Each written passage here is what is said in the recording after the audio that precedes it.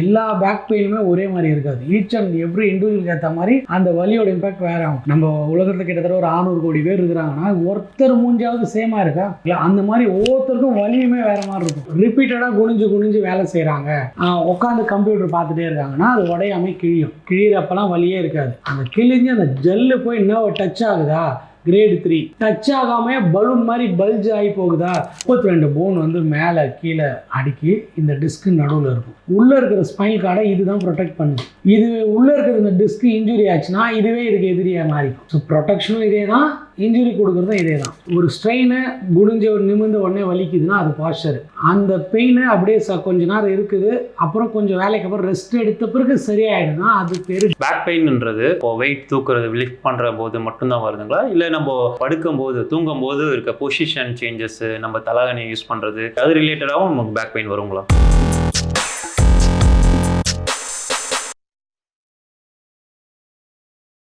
Hi sir, எப்படி இருக்கீங்க? நல்லா இருக்காங்க, நீங்கள் எப்படி இருக்கீங்க? சூப்பராக இருக்கேன்.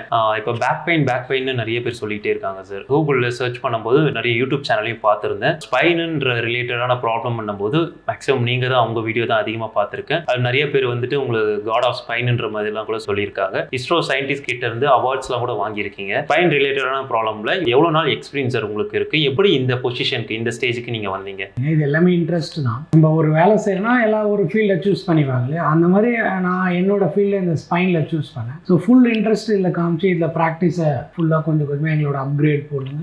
ஒரு நார்மல் ட்ரீட்மெண்ட்லேருந்து ஆரம்பித்து இன்றைக்கி நம்ம ட்ரெடிஷ்னலையும் மிக்ஸ் பண்ணி ஒரு அட்வான்ஸ் சயின்ஸையும் மிக்ஸ் பண்ணி வித் ரிசர்ச்சோடு பண்ணுறப்ப அது ஒரு டாப் லெவலில் போய் எங்களை கொண்டு போய் உட்கார வச்சுருக்குன்னு தான் சொல்லலாம். ஸோ அது எந்த அளவுக்கு போயிருக்குன்னா, ஒரு இஸ்ரோ சயின்டிஸ்ட்டில் நீங்கள் சொன்ன மாதிரி அது அவார்டு கொடுக்குற மாதிரியும், ஒரு பேஷண்ட் வந்து எங்கள் ட்ரீட்மெண்ட்டை ஒரு கடவுளுக்கு ஈக்குவலாக பார்க்குற மாதிரியும் கொண்டு போயிருக்குன்னா எங்களோட வேலையோட வெளிப்பாடாக தான் நான் அதை பார்க்குறேன். ஒரு பேஷண்ட் வந்து எங்களை ட்ரீட்மெண்ட் நான் முடிச்சுட்டு போகிறப்ப அவங்க கம்ப்ளீட்டாக எழுதியே கொடுத்தாங்க, சார் ஒரு ஸ்பைன் ஆஃப் காட் அப்படின்னு. ஸோ இது இன்னும் நாங்கள் அடுத்த லெவலுக்கு இதை கொண்டு போகணும், இன்னும் நல்லா ரிசர்ச்சை நல்லா க்ளீனாக பண்ணணும், இன்னும் ஃபாஸ்ட்டாக பண்ணணும், இன்னும் நிறைய இறங்கி செய்யணும். அஃப்கோர்ஸ் எங்களுக்கு இதுக்கான வேலை நிறைய, அமௌண்ட் எக்ஸ்பென்ஸ் நிறைய இருந்தாலுமே கூட என்னென்ன வருந்தால் கூட ஃபுல்லாக அதிலே தான் இன்வெஸ்ட்மெண்ட்டு, ஃபுல்லாக அதிலே தான் செய்ய ஆரம்பிக்கும். அது எங்களுக்கு அடுத்த லெவலுக்கு எங்கே கொண்டு போச்சுன்னா ஒரு இஸ்ரோ சயின்டிஸ்ட்கிட்ட அவார்டு வாங்குற அளவுக்கு எங்களை அதை கொண்டு போயிருக்கு.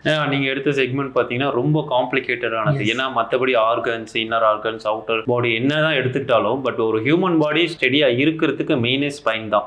இப்போ ஸ்பைன் ப்ராப்ளம் சொல்லி ஒருத்தவங்க வராங்கன்னும் போது அதை எப்படி நீங்கள் டயக்னோஸ் பண்ணுறீங்க? ஸோ என்ன செய்யணும்னா இதை வந்து கிரேட்ஸாக பிரிப்போம். ஒரு பேஷண்ட்டை வரீங்க அப்படின்னா ஃபர்ஸ்ட் டயக்னோஸ் தான் எப்பவுமே ஒரு ட்ரீட்மெண்ட்டுக்கு முக்கியம். எங்களை பொறுத்தவரை நாங்கள் டயக்னோஸை முடிச்சிட்டோம் அப்படின்னா ட்ரீட்மெண்ட் ரொம்ப ஈஸி எங்களுக்கு. ஏன்னா அதுவே ஒரு ப்ரோட்டோக்காலாக டிசைட் பண்ணி வச்சுருக்கோம். 5 ப்ரோட்டோக்காலில் நீங்கள் இப்படி தான் டயக்னோஸ் பண்ண முடியும்.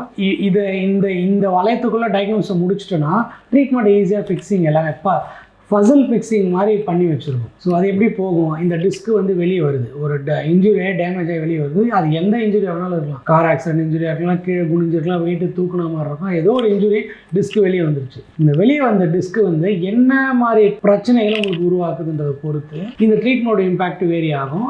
எவ்வளோ வெளியே வந்திருக்கிறத பொறுத்து வேரி ஆகும். ரொம்ப சிம்பிளாக பேஷண்ட்டே டயக்னோஸ் பண்ணிக்கணும், எந்த இடத்துல வலி இருக்குது, எந்த மாதிரி வலி இருக்குது, என்ன பண்ணால் ஜாஸ்தியாவது குறையுது, அவ்வளோதான். இது 3 தெரிஞ்சுக்கிட்டாலே கிட்டத்தட்ட ஒரு 50% டயக்னோஸ் முடிஞ்சிடலாம். எந்த இடத்துல வலி இருக்குது, பேக் பெயினில் இருக்குது, அந்த வலி இடுப்புலேருந்து காலில் பரவுது, இல்லை காலில் மட்டும்தான் இருக்குது, இல்லை குதிகாலில் மட்டும்தான் இருக்குது, இந்த மாதிரி 3. இப்போ அடுத்தது வந்து எப்படி ஆச்சு, இது எதனால் ஆச்சு, நான் இன்ஜுரி ஆச்சா, இல்லை உட்காந்துட்டே இருந்து ஜாப்லேருந்து வேலை செஞ்சால், இல்லை குனிஞ்சு வெயிட்டு தூக்கணும்னா, இதை முடிச்சுனா டயக்னோஸ் இதிலே பாதி முடிஞ்சிடும். இப்போ நான் இதை குனிஞ்சு தூக்கி எனக்கு ஸ்ட்ரெயின் ஆகிருக்கு, இல்லைனா இன்ஜுரி ஆகிருக்கு, இந்த கேட்டகரியில் இதை 2ஆக பிரிப்போம். இன்ஜுரி ஆகிருக்கு, குனிஞ்சு தூக்கி வெயிட் ஆகிருக்கு. இன்ஜுரினா கார் ஆக்சிடென்ட்டு, அந்த மாதிரி ஒரு பெரிய இம்பாக்ட்ஃபுல்லான இன்ஜுரி. இது வந்து வெயிட்டு தூக்கி டிஸ்க் வெளியே போயிருக்குது. இந்த மாதிரி வெயிட்டு தூக்கி வந்ததெல்லாம் டிஸ்கோட இம்பாக்ட் எப்பவுமே கம்மியாக ஃபோர்ஸஸ் வெளியே இருக்கும். ஒரு ஆக்சிடென்ட் ஆகி போச்சுன்னா ஃபோர்ஸ் வந்து எப்பவுமே ஜாஸ்தியாக இருக்கும். இது அதில் பிரிச்சுக்கும். இதுக்கப்புறம் ஃபைனலாக வந்து அக்ரவேட்டிங் ரிலீவிங் ஃபேக்டர், என்ன பண்ணால் ஜாஸ்தி ஆகுது, என்ன பண்ணால் குறையுது. இந்த ஒரு 3 இதுவை வச்சுட்டு இந்த பெயினோட தன்மையை எங்களால் கணிச்சிட முடியும். இதை தவிர வச்சுட்டு ஒரு எம்ஆர்ஐ ஸ்கேன் அந்த டிஸ்க்கு இதை வச்சுட்டு கம்பேர் பண்ணுவோம். அந்த ஸ்கேனில் வந்து பார்த்தீங்கன்னா மொத்தம் கிட்டத்தட்ட 4 கிரேட்ஸாக வெளியே வரும். கிரேட் 1, 2, 3, 4. இதில் இன்னொரு கிரேடு இப்போ நாங்கள் அதுக்கு டிசைன் பண்ணியிருக்கோம். என்னன்னு பார்த்தீங்கன்னா கிரேட் 5. ஸோ எல்லா ஸ்கேன் சென்டர்லையுமே அவங்க டாக்டர்ஸ் வந்து 4 கிரேட்ஸ் வரையும் கொடுப்பாங்க. இதில் கிரேடு இன்னொன்று நாங்கள் டிசைட் பண்ணி எங்கள் ரிசர்ச்சில் பண்ணது. ஏன் இதை கிரேட் 5 நாங்கள் வச்சோம்னா இதோட வந்து ரிசல்ட்டோட இம்பாக்ட் கம்மியாக இருக்கும். கிரேட் 1 and 2 சூப்பராக ரிசல்ட் இருக்கும். 3 மேக்ஸிமம் 80 to 90% எடுக்கலாம். 4 60 to 70% ரீச் பண்ண முடியும். இந்த 5 கேட்டகரி இருக்குது பார்த்தீங்களா, நம்மளுக்கு எவ்வளோ ரிசல்ட் வரும்னே தெரியாது. 10% தான் வரும், 50% வரும், இல்லை 90% வரும், நம்மளுக்கு தெரியாது. இதை ட்ரீட்மெண்ட் பண்ண தான் தெரிய வரும். ஆனால் இதை டயக்னோஸில் கண்டுபிடிக்க முடியும் எந்த ஸ்டேஜில் இருக்கீங்க. அதுக்கு தான் நாங்கள் இதுக்கு பேர் வச்சுருது grade 5. So as per medical இதுலேயும் சரி, இல்லை ஒரு நீங்கள் ஸ்கேன் சென்டரில் போட்டிங்கனாலே கிரேட் 4 வரை தான் டயக்னோஸ் கொடுப்பாங்க. எங்களோட ரிசர்ச் இந்த 20 years ஆஃப் ரிசர்ச்சில் ஏன் இதை கிரேட் 5 பிரிச்சோன்னா ரிசல்ட் டிலே ஆகிறதுனால.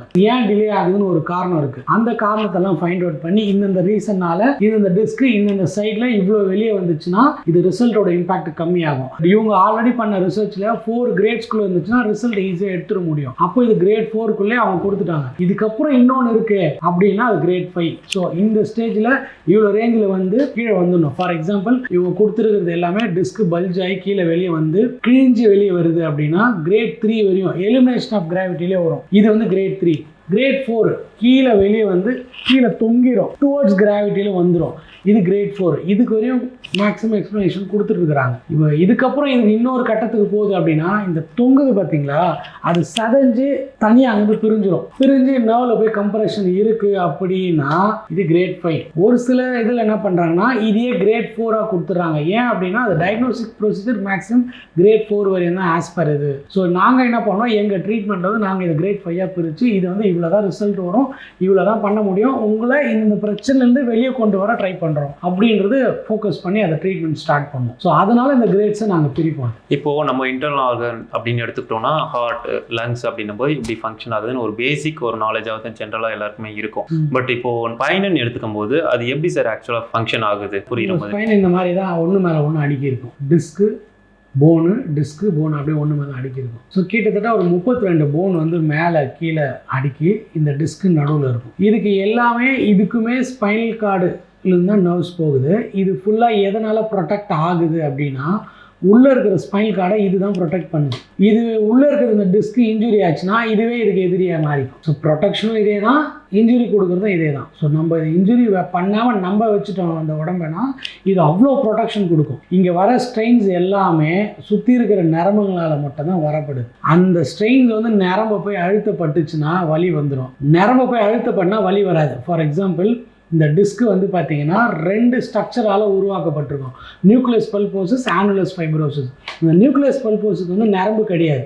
ஆனுலஸ் ஃபைப்ரோசிஸ்க்கு வந்து 2 பாகமாக பிரித்து அவுட்டர் ரிங்குக்கு மட்டும்தான் நரம்பு இருக்கும், இன்னர் ரிங்குக்கு நரம்பு கிடையாது. அப்போ என்ன ஆகும்னா அந்த நியூக்ளியஸ் பல்போசிஸ் ஜெல்லு மாதிரி இருக்கும், அது அப்படியே ஒழுகி வெளியே வந்து அந்த ரிங்கை வந்து கிழிக்கும். ஓவர் ஸ்ட்ரெயின்னால கிழிக்கிறப்ப வலியே தெரியாது, நல்லா சடனாக கிழிச்சிடும் பாருங்க. அதுக்கப்புறம் வெளியே வந்து கிழிச்சு அந்த ஜெல்லு போய் நரம்புல ப்ரெஷர் லைட்டாக ஃபியூ மில்லிமீட்டர்ஸ் ப்ரெஷர் தான், அது நாட் ஈவன் ஏர் டச் கூட. அதை போய் டச் பண்ண ஆரம்பிச்சதுன்னா அப்போ வலிக்கு வரும். அது வரையும் கிழிகிற வரும் உங்களுக்கு வலியே இருக்காது. இதனோட கிழி ஒரு பேப்பர் கிழிகிற சவுண்டோ அப்படியெல்லாம் உள்ளே கேட்காது. ஒரு சிலருக்கு இன்ஜுரி ஸ்னாப் சவுண்டு கேட்கும், கீழே குனிஞ்ச வெயிட் கேட்டு சார் டப்புன்னு ஒரு சவுண்டு கேட்டுது, அதுதான் அந்த டிஸ்கோட இனிஷியல் டப்புன்னு உடையிற சவுண்டு. ஒரு சிலருக்கு உடையாமே கிழியும், ரிப்பீட்டடாக குனிஞ்சு வேலை செய்கிறாங்க, உட்காந்து கம்ப்யூட்டர் பார்த்துட்டே இருக்காங்கன்னா அது உடையாமே கிழியும். கிழிகிறப்பெல்லாம் வலியே இருக்காது. அந்த கிழிஞ்சு அந்த ஜெல்லு போய் என்ன டச் ஆகுதா கிரேட் 3, டச் ஆகாம பலூன் மாதிரி பல்ஜ் ஆகி போகுதா கிரேட் 2, லைட்டாக இப்போ தான் ஆகுதா கிரேட் 1, அது பல்ஜ் ஆகி உடஞ்சி கீழே தொங்குதுன்னா கிரேட் 4, தொங்கி பிரியுதுன்னா கிரேட் 5. நீங்கள் கேட்ட மாதிரி ஒரு ஈஸியாக சொல்லியிருக்கேன். பேக் பெயின்ன்றது இப்போ வெயிட் தூக்குறது லிஃப்ட் பண்ணுற போது மட்டும்தான் வருதுங்களா, இல்லை நம்ம படுக்கும் போது தூங்கும் போது இருக்க பொசிஷன் சேஞ்சஸ், நம்ம தலகாணி யூஸ் பண்ணுறது அது ரிலேட்டடாகவும் நமக்கு பேக் பெயின் வருங்களா? ஸோ பேக் பெயினை பொறுத்த வரையும் ஒரு ரிசர்ச்சர் வந்து பல ரிசர்ச்சில் நாங்கள் எடுத்துப்போம். அதில் one of the main research வந்து ட்ரீட்மெண்ட்டுக்கும் சரி இல்லை பேக் பெயின் டயக்னோஸ்க்கும் சரி மெக்கென்சின்றவர் வந்து ஒருத்தர் பண்ணியிருக்காரு. இவர் வந்து எப்படி பிரிச்சிருக்காருன்னா 3 விதமாக பிரிச்சிருக்காரு. பாஸ்டுரல், டீஅரேஞ்ச்மெண்ட், டிஸ்ஃபங்க்ஷன். இந்த பாஸ்டுரல் டிஸ்ஃபங்க்ஷன் அது பாருங்களா 1 and 2, டீஅரேஞ்ச்மெண்ட் லாஸ்ட். ஒரு ஸ்ட்ரெயினை குடிஞ்ச ஒரு நிமிர்ந்த உடனே வலிக்குதுன்னா அது பாஸ்டர். அந்த பெயின் அப்படியே கொஞ்ச நேரம் இருக்குது, அப்புறம் கொஞ்சம் வேலைக்கு அப்புறம் ரெஸ்ட் எடுத்த பிறகு சரியாயிடுதுன்னா அது பேர் டிஸ்ஃபங்க்ஷனு. இது ரெண்டுமே ஈஸியாக சரி பண்ண முடியும். கொஞ்ச நேரம் ரெஸ்ட் ஃபர்ஸ்ட் எய்டு கொடுத்து பேக்கில் ஐஸ் வச்சாலே சரியாயிடும். இதுக்கப்புறம் இன்னொரு டயக்னோஸ் வருது, டீஅரேஞ்ச்மெண்ட்டுன்னு சொல்கிறேன். இன்ஜுரி பெருசாகி வெளியே வந்து இது எக்ஸ்டர்னல் ஒரு ஹெல்ப்புக்காக மட்டுமே வெயிட் பண்ணும். எப்படின்னா ஃபஸ்ட்டு 2 சொன்னோம் இல்லையா, டிஸ்ஃபங்க்ஷனு, போஸ்டர், இது எல்லாமே எக்ஸ்டர்னல் ட்ரீட்மெண்ட்டு தேவையில்லை. நீங்களே உங்களை செல்ஃபாக ஹீல் பண்ணிக்கலாம். ரெஸ்ட் கொடுத்து ஐஸ் வச்சா சரியாயிடும். ஆனால் அந்த ஃபைனல் ஸ்டேஜ் இருக்கு பாருங்க, டீஅரேஞ்ச்மெண்ட், கம்ப்ளீட்டாக ஒரு டாக்டரோட ஹெல்ப் உங்களுக்கு தேவை. விஷயம் தெரிஞ்சவங்க அதுக்கு ட்ரீட்மெண்ட் பண்ணாங்கன்னா பக்காவாக ரெடியாகி வெளியே வந்துடலாம். ஸோ இந்த டீஅரேஞ்ச்மெண்ட்டுக்கு பொறுத்தவரை பக்கா டயக்னோஸ் பண்ண தெரியணும். அதுக்கான ட்ரீட்மெண்ட் கொடுத்தோம்னா வெளியே வந்துடலாம். Most of the back pain வெளியே ட்ரீட்மெண்ட் இங்கே எடுத்து அங்கே எடுத்து எங்கே போய் எனக்கு சரியாகலன்னு இருக்காங்க இல்லையா, அவங்க இந்த டீஅரேஞ்ச்மெண்ட் கேட்டகரியில் இருப்பாங்க. இந்த டீஅரேஞ்ச்மெண்ட் கேட்டகரியை நாங்கள் எந்த கிரேடில் இருக்காங்கன்றதை ஃபிக்ஸ் பண்ணுவோம். அதுக்கேற்ற மாதிரி ட்ரீட்மெண்ட் பண்ணி நாங்கள் ரிசல்ட் கொடுப்போம். ஓகே, இப்போ எனக்கு பேக் பெயின் வந்துருச்சு சார், டிஸ்க் ப்ராப்ளம் சம்திங் ஏதோ ஒரு ப்ராப்ளம் இருக்குது அப்படின்னும் போது அதனால வேற ஏதாவது ப்ராப்ளம் எக்ஸஸாக வர சான்சஸ் இருக்குங்களா? சரி, அந்த நரம்பு போய் எதை அழுத்ததோ வரும், என்னன்னாலும் வரும். மசில் வீக்காக போகும், பேரலைஸ் வரலாம், யூரின் மோஷனில் பிரச்சனை வரலாம். ஓ, பேக் பெயின்னால இவ்வளோ ப்ராப்ளம்ஸ் வரும். எரக்டைல் டிஸ்ஃபங்க்ஷன் வரலாம், உங்கள் கீழே இருக்கிற பெல்விக் ஆர்கான்ஸில் என்ன இஷ்யூஸ் வரனாலும் வரலாம். அப் டு ஷோல்டர் வரையும் கூட இது வலி பரவலாம், கீழேருந்து மேலே கூட பரவலாம். டிபெண்ட்ஸ் எந்த நரம்பை போய் அதை அழுத்துது. அந்த டிஸ்க் நான் சொன்ன மாதிரி எந்த கிரேடில் வந்திருக்கு, என்ன போய் அழுத்துது. எல்லா பேக் பெயினுமே ஒரே மாதிரி இருக்காது. ஈச் அண்ட் எவ்ரி இண்டிவிஜுவலுக்கு ஏற்ற மாதிரி அந்த வலியோட இம்பாக்ட் வேற ஆகும். நம்ம உலகத்தில் கிட்டத்தட்ட ஒரு 600 கோடி பேர் இருக்கிறாங்கன்னா ஒருத்தர் மூஞ்சாவது சேமா இருக்கா? ஒவ்வொருத்தர் மூஞ்ச வேற மாதிரி இருக்குல்ல, அந்த மாதிரி ஒவ்வொருத்தருக்கும் வலியுமே வேற மாதிரி இருக்கும். இந்த வலியும் ஒரே மாதிரி அப்படின்னு யாருக்குமே சொல்ல முடியாது. பிரச்சனைகளும் வேரி ஆகும், நுணுக்கம் லெவலில் வேரி ஆகும். அதை இந்த பேஷண்ட்டுக்கு இந்த மாதிரி போயிருக்கு, இந்த மாதிரி போன டிஸ்க்கு இந்த மாதிரி எடுத்து ட்ரீட்மெண்ட் பண்ணி இதில் கொடுத்தோம்னா ரெக்கவரி எடுக்கலாம் அப்படின்றதான் எங்களோட ஃபுல் வே ஆஃப் ரிசர்ச். தைலம் யூஸ் பண்ணுறாங்க, பேக் பெயின் எங்கே இருக்கோ அங்கே தைலமோ ஒரு ஸ்ப்ரேவோ அந்த மாதிரிலாம் யூஸ் பண்ணுறாங்க. எக்ஸ்டர்னலாக சில பேர் மஞ்சளோ சம்திங் அந்த மாதிரி அவங்க ஏதாவது யூடியூப்பில் பார்த்துட்டு அந்த மாதிரி எக்ஸ்டர்னலாக அப்ளை பண்ணுறாங்க. அதனால் பேக் பெயின் குறையிறதுக்கு சான்சஸ் ஏதாவது இருக்கா? Partial dysfunction, structural dysfunction. So இது ரெண்டுத்துலையுமே இருக்குது அப்படின்னா ஈஸியாக சரி பண்ணிக்கணும். இந்த லாஸ்ட் டீஅரேஞ்ச்மெண்ட் இதுதான் எக்ஸ்டர்னல் ஃபோர்ஸ் தேவை. ஃபஸ்ட்டு நான் சொன்ன ரெண்டுத்துக்குமே வந்து நீங்கள் வீட்டிலேயே சரி பண்ணிக்கலாம். அது எப்படி கண்டுபிடிக்கிறது? வலி வருது, ஒரே ஒரு நாள் நான் 2-3 மணி நேரம் நல்லா கம்ப்ளீட்டாக படுத்து ஐஸ் ஒரு 5 நிமிஷம் வச்சு ரிலாக்ஸ் பண்ணி படுத்துட்டு வலி சரியாக போச்சுன்னா நீங்கள் பேசிக்கில் இருக்கீங்கன்னு அர்த்தம். ஸ்ட்ரெயின். பட் அது தைலம் தேய்க்கிறதுனால தான் அது ஒரு one of the pain killer மாதிரி வெளியே இருக்கும். நரம்பு டெம்பரரியாக நம்னஸ் போகும். இதெல்லாம் பண்ணி எனக்கு வலி குறையல 10 நாளாக அப்படியே இருக்குன்னா நீங்கள் 3rd ஸ்டேஜுக்கு வந்துட்டீங்க. டெஃபினட்டாக ஒருத்தரோட ஹெல்ப் உங்களுக்கு தேவை. அதுதான் ட்ரீட்மெண்ட்டு. கரெக்டான ஆள்கிட்ட போனீங்கன்னா ஈஸியாக சரி பண்ணி வெளியே வந்துடலாம். நீங்கள் அதுக்கப்புறம் பண்ணுற அலப்பறையை பொறுத்து, பண்ணுற ஸ்ட்ரெயினை பொறுத்து, தப்பான ட்ரீட்மெண்ட்டை பொறுத்து எல்லாமே மாறும். இப்போ நீங்கள் கொடுக்குற ட்ரீட்மெண்ட்ஸ் எப்படி சார்? பேக் பெயினுக்கு ஏதாவது மெடிசன்ஸ், டேப்லெட், இன்ஜெக்ஷன் அந்த மாதிரி இருக்குங்களா, இல்லை வித்தவுட் மெடிசன் மாதிரி ஏதாவது? ட்ரீட்மெண்ட் பொறுத்தவரை ஃபுல்லாகவே மெடிசன் கிடையாது. சப்ளிமெண்ட்ஸ் வேணால் பிளான் பேஸ்ட் சப்ளிமெண்ட்ஸ் அதுக்கான டாக்டர்ஸை வச்சு கொடுப்பாங்க. அதர்வைஸ் எல்லாமே மிஷின்ஸையும் கையிலையும் நேச்சுரலாக பண்ணுறது தான். So no side effect. நிறைய பேருக்கு இந்த கொஷின்ஸ் இருக்கும், அது எப்படி மெடிசனே இல்லாமல் எப்படி நேச்சுரலாக எப்படி க்யூர் பண்ண முடியுன்ற மாதிரி, பாசிபிளான்ற மாதிரி. ஸோ இப்போ நீங்கள் கேட்டிங்க இல்லையா, இந்த பெயின் வந்து 2 விதமாக வரும். ஒன்று வந்து கெமிக்கல் பேஸ்ட் மெடிசன், ஒன்று வந்து மெக்கானிக்கல் பெயின். இந்த கெமிக்கல் பெயின் எல்லாமே நோய் மூலயமா வர்றது. உள்ள இன்ஃபெக்ஷனு ஆன்டி இன்ஃப்ளமேஷன் ஆகி வருது, அதுக்கு ஆன்டி இன்ஃப்ளமேட் ட்ரக் கொடுப்பாங்க. இன்ஃபெக்ஷன் இருந்தால் இன்ஃபெக்ஷன் குறைக்கிற ட்ரக், அது வைரல் இன்ஃபெக்ஷன், பாக்டீரியல் இன்ஃபெக்ஷன் என்னன்னு பார்த்து அதுக்கு மெடிசன் கொடுக்குது. இது மெடிசன் மட்டும் தான் கட்டுப்படும். இது நேச்சுரலாக ட்ரீட் பண்ணக்கூடாது, பண்ணாலும் ஜாஸ்தி ஆகிடும். இது அந்த பிரச்சனை. இன்னொன்று இந்த மெக்கானிக்கல் ப்ராப்ளம். இந்த பிரச்சனை தான் இதுக்கு அப்படியே எக்ஸாக்ட் ஆப்போசிட். ஒரு டிஸ்க்கு வெளியே வந்துச்சு, அந்த டிஸ்க்கு திருப்பி உள்ளே தள்ளணும். இந்த டிஸ்க்கு வெளியே வந்து நான் ஏற்கனவே சொன்னேன், வெளியே வந்து நரம்பு அழுத்துச்சுன்னா பெயின் வருதுன்னா இந்த பெயின் இந்த டிஸ்க்கு வெளியே வந்து நரம்பு அழுத்துன்னு சொல்லுது.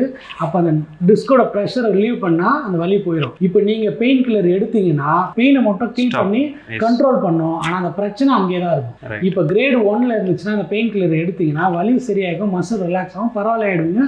அடுத்த 1 மாதத்துக்கு வலி தெரியாது, நார்மல் ஆயிடும். இதே கிரேட் 3 or 4ல் இருந்துச்சு, நீங்கள் என்னதான் பெயின் கில்லர் எடுத்தாலும் அன்னைக்கு சரியாக இருக்கும், அடுத்த நாள் ஜாஸ்தி ஆகிடும். இதுதான் அதோட வித்தியாசம். ஸோ உங்களுக்கு மெக்கானிக்கல் ஃபோர்ஸ் தேவை. அதுதான் எங்களோட ட்ரீட்மெண்ட்டு. மெடிசன் இல்லாமல் நேச்சுரலாக பண்ணுறது. டெம்பரரியாக ரிலீஃப் இருக்கும், பட் ஆனால் அது பெர்மனெண்ட்டாக க்யூர் ஆகாது. கிரேட் 4, 5 தான். You need a mechanical force. அந்த மெக்கானிக்கல் ஃபோர்ஸை எப்படி கொடுக்கணும், இந்த பிரச்சனைக்கு எப்படி செய்யணும், என்னென்ன கிரேடுக்கு கொடுக்கணும் அப்படின்னு எங்களோட வே ஆஃப் ரிசர்ச் ட்ரீட்மெண்ட் அப்படி தான் இருக்கும்.